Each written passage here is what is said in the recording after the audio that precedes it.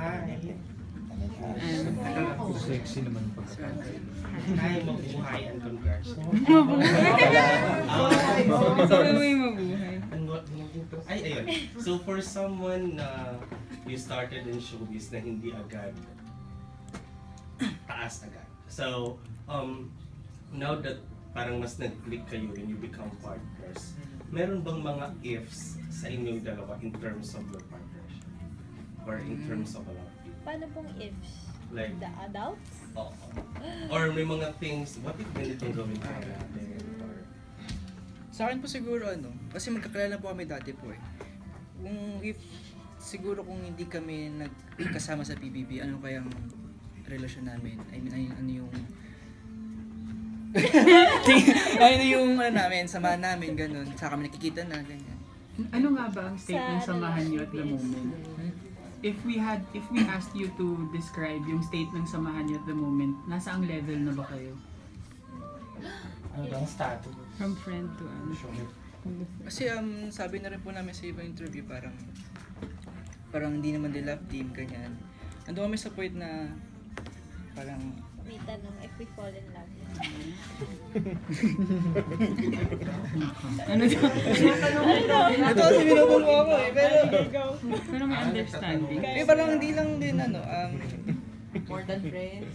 parang titignan pa namin kung ano yung hindi pa namin alam sa isa't isa po. Okay. A lot of people kasi, marami kayong fans and a lot of people want to see you as a real couple. Nape-pressure ba kayo knowing na ganun yung tingin ng mga tao? Parang do you feel pressured to be a real couple? Ikaw naman sumagot.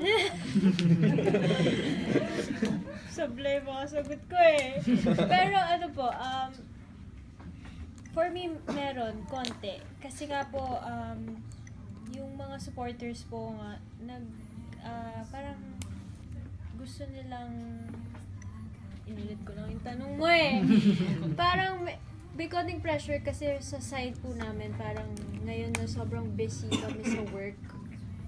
Kailangan po namin isipin na, kailangan ba nating isipin yung personal din kahit na we're focusing sa work.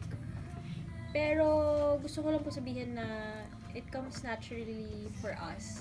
So, sumasabay lang kami din sa Pero hindi ba magiging mas madali mag-focus both sa work and sa personal? Kasi karamihan ng work nyo magkasama kayo.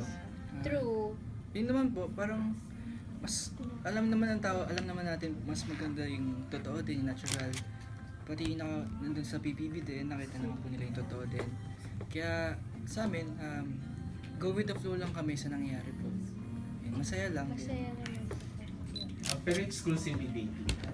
Ayun nga po yung date. Kasi yun actually yung point. Yun actually yung point ng tanong ko. Like for example, Makoy, since sabi nyo nga go with the flow lang kayo, di ba? Kung may ibang manligaw kay Elise, anong gagawin mo?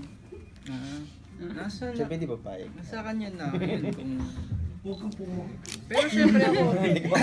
And Elise, kung merong girl na magpakita na mag-express ng for Makoy, anong gagawin mo? Siyempre hindi ka papayag. Pero po sa akin, parang sa stage kung saan yung samahan namin ngayon, dapat talaga eh. Dapat parang mag-focus sa isa't isa. So in short, ayaw mo. Bawal.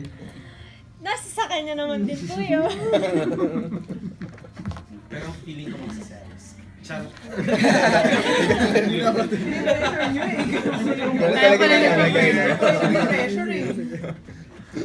How do you call each other pala? If the fans call you